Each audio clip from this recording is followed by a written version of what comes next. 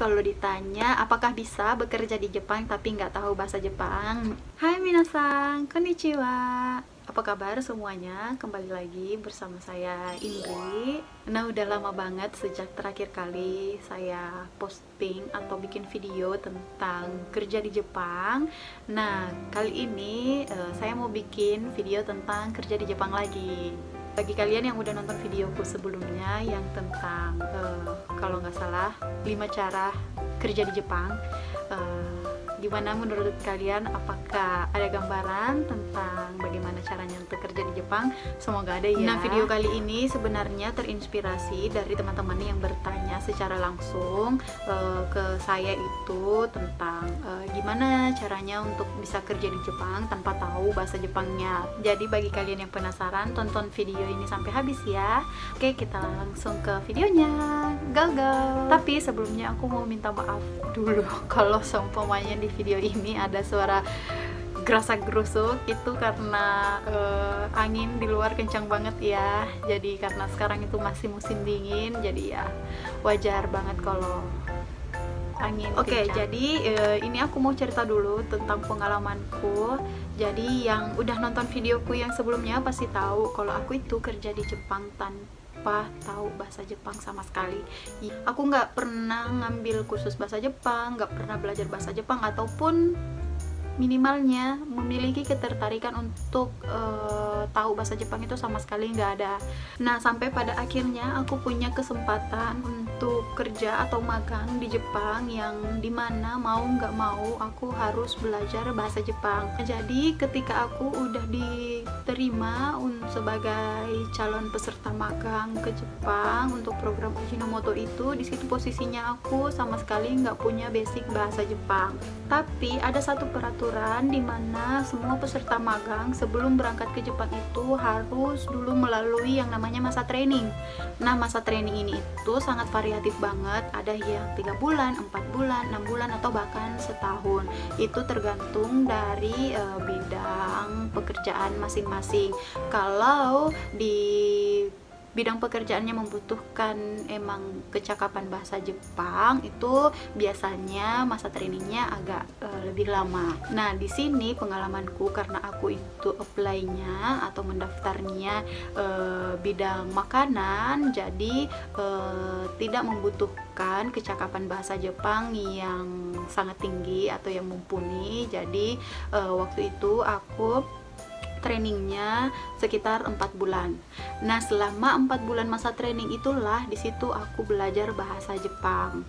Jadi karena ini di training, kami diasramakan, jadi emang fokusnya untuk belajar bahasa Jepang. Waktu itu kita belajarnya dari Senin sampai Sabtu. Senin sampai Jumatnya itu dari jam 8 pagi sampai jam 5 sore. Sedangkan hari Sabtu itu cuma setengah hari, yaitu cuma sampai jam 12 siang. Selebihnya itu untuk libur istirahat ya, cuma hari Minggu aja.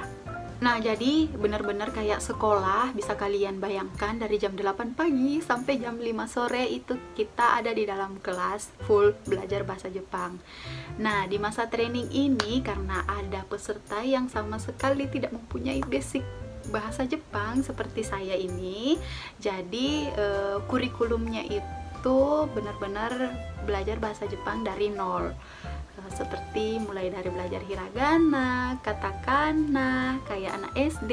Nah, belum lagi untuk belajar tentang pola kalimat, tentang partikel. Nah, itu baru deh di situ mulai. Jadi selama training 4 bulan itu kita udah disediain kelasnya, udah disediain kurikulumnya, udah disediain juga senseinya. Jadi senseinya ada yang orang Jepangnya langsung, ada orang lokalnya juga, tapi yang orang lokal ini benar-benar sensei yang berkualitas ya. Rata-rata itu mereka anak master S2 ngajarin kita, jadi nggak perlu diraguin lagi untuk cara mereka mengajar ataupun tentang penguasaan bahasa Jepang mereka.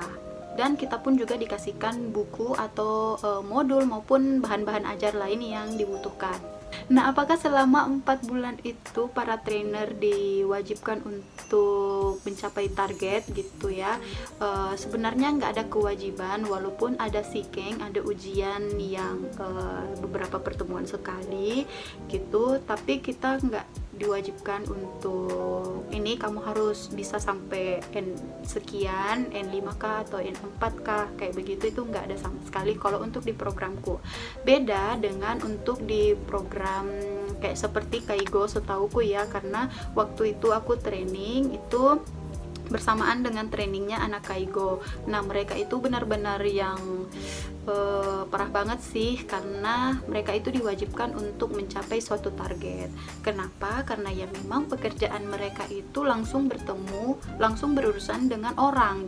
Jadi mau nggak mau mereka itu harus punya penguasaan tentang bahasa Jepang biar mereka bisa berkomunikasi. Nah, setelah masa training 4 bulan itu, apakah kita langsung bisa atau langsung fasih dalam berbahasa Jepang? Kan udah 4 bulan nih, belajar dari pagi sampai sore nih, terus malam belajar lagi untuk sikeng besoknya. Tentunya enggak. Kenapa? Karena selain untuk kita tahu materinya, pasti kita butuhkan juga itu adalah latihan kaiwa. Bisa saja kita mahir di bagian materi, tapi pas ketika kaiwa atau bicara sama orang itu kita gagu. Kenapa? Karena kurang latihan. Nah, inilah yang banyak dialami oleh peserta magang waktu itu Haria, terutama aku juga, walaupun materi tapi kurang latihan, jadi ketika pas sampai di Jepang itu ya gagu banget. Jadi kalau ditanyain lagi apakah belajar bahasa Jepang itu penting atau enggak, menurutku ya, ini pendapatku, kalau emang kamu udah niat mau kerja atau mau tinggal di Jepang, sebaiknya kamu pelajarin juga bahasa Jepangnya. Karena kenapa? Yang pertama itu pastinya untuk kamu beradaptasi atau kamu untuk bisa survive di lingkungan sekitar. Kenapa? Karena masyarakat Jepang itu nggak tahu bahasa Inggris ya. Jadi dominannya ini ya, dominasinya itu masyarakatnya nggak bisa bahasa Inggris, karena mereka itu benar-benar memegang adat istiadat mereka, budaya mereka, dan bahasa mereka itu mereka cinta banget kayak gitu. Jadi walaupun kamu merasa saya fasih dalam bahasa Inggris, nggak terpakai, beneran deh. Nah, selain itu pemahaman bahasa Jepang juga bisa kamu gunain untuk mengerti instruksi pekerjaan yang diberikan sama kamu. Nah, ketika kamu kerja di Jepang, pasti kamu kan akan diberitahu ini kamu kerja ini, bagian ini, cara kerjanya seperti ini, dan itu pasti bakal dikasih tahu secara langsung ataupun kalau secara tulisan ya pastinya itu pakai bahasa Jepang. Tapi kalau kamu emang benar-benar nggak bisa atau nggak ngerti sama sekali, itu kamu tanyain aja ke pembimbing kamu, karena setiap pemagang itu pasti punya pembimbingnya yang selalu menemani dia selama masa pemagangan kamu ya, sampai kamu pulang. Nah, tugasnya pembimbing itu selain untuk membantu menerjemahkan, juga membantu mengurus kamu baik di dalam kaisha ataupun di kehidupan sehari-harimu. Tapi kan ya, kamu juga pasti butuh nih yang namanya untuk berkomunikasi dengan rekan kerjamu. Nah, rekan kerjamu ini siapa? Pastinya itu adalah orang Jepang. Jadi walaupun dalam satu program itu kalian banyak dari Indonesia, tapi nggak mungkin kalian itu ditempatkan di dalam satu tempat semuanya orang Indonesia. Enggak, pasti di situ ada orang Jepangnya, dan kalian pun pasti butuh untuk berkomunikasi dengan dia. Kalau kamu nggak bisa atau nggak paham bahasa Jepang sih, itu lumayan sulit juga sih. Tapi kamu jangan khawatir lagi kalau umpamanya bahasa Jepang kamu masih bara-bara atau masih gagu-gagu kayak gitu, karena orang Jepang sangat mengerti kalau kamu ini pemagang, kalau kamu ini baru belajar. Bahkan ada pernah senseiku yang bilang seperti ini, "Sugoi ne," katanya, luar biasa ya kamu itu bisa bahasa Jepang, saya pun orang Jepang tidak bisa bahasa Indonesia. Saking mereka itu mengapresiasinya kita karena kita mau belajar bahasanya mereka loh. Nah, selain itu penguasaan bahasa Jepang ini bisa kamu pakai kalau kamu berada dalam kondisi darurat.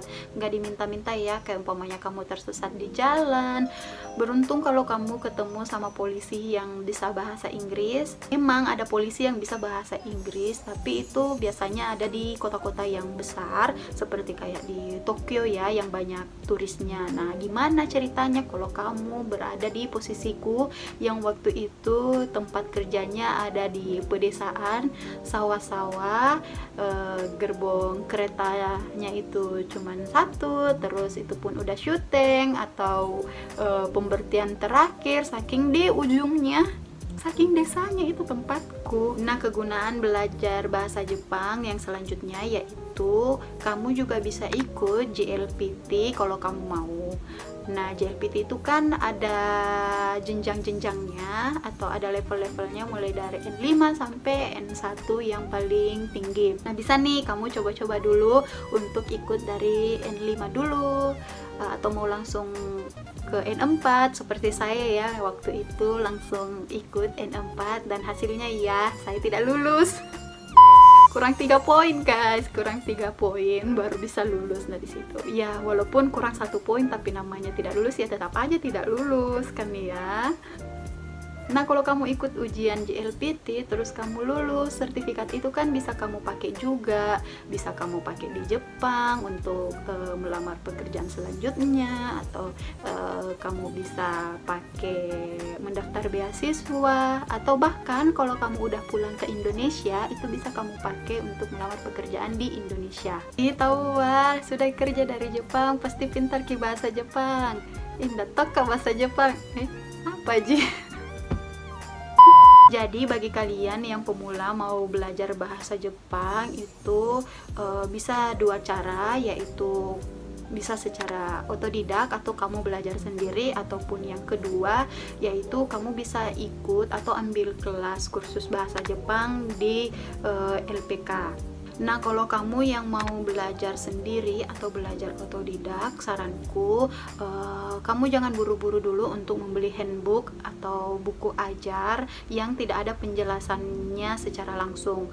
Maksudnya gimana? Karena ini adalah bahasa Jepang, mereka itu tidak menggunakan abjad yang ABCD, tapi mereka punya hurufnya sendiri, punya pola kalimatnya sendiri. Itu akan sangat susah sekali kalau kamu tidak mendengarkan secara langsung penjelasannya. Jadi kalau kamu mau belajar sendiri, cari dulu referensinya di internet, lalu kamu bisa cari lagi penjelasannya di YouTube.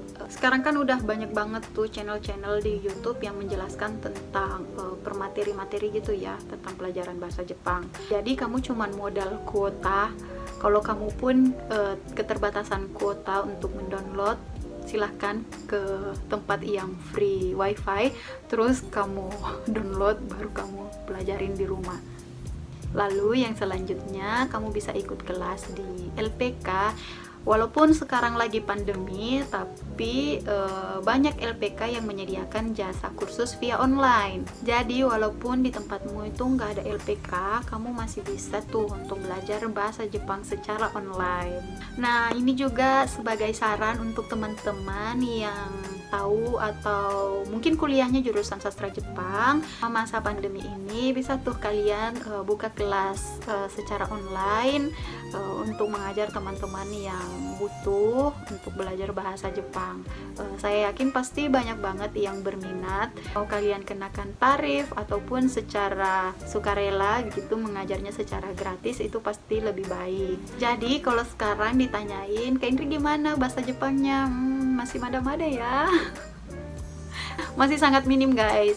Sampai sekarang pun aku masih tetap belajar, apalagi sekarang karena udah jadi warga sini ya, udah bukan lagi di lingkungan pekerjaan, benar-benar di lingkunganku ini semuanya orang Jepang. Jadi mau nggak mau itu aku harus belajar bahasa Jepang paling minimal ini kalau untuk urusan anakku, yaitu kalau aku ke dokter, untuk komunikasi ke dokternya, untuk belum lagi kalau nanti dia masuk sekolah gitu, biar dia juga bisa bangga dengan ibunya, walaupun kita gaijin, walaupun kita orang asing, tapi masih bisa mengerti bahasa Jepang gitu. Oke minasan, jadi kalau ditanya apakah bisa bekerja di Jepang tapi nggak tahu bahasa Jepang, ya bisa aja.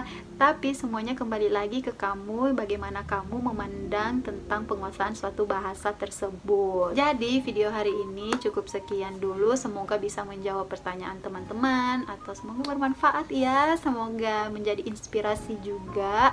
Kalau kalian masih punya pertanyaan atau ada yang tidak jelas, kurang jelas, tinggalkan aja pertanyaan kalian di kolom komentar. Atau kalian juga pengen aku membahas tentang sesuatu, tinggalin juga di kolom komentar. Oke, kita ketemu lagi di video selanjutnya ya. Oke, kira nih, mata nih.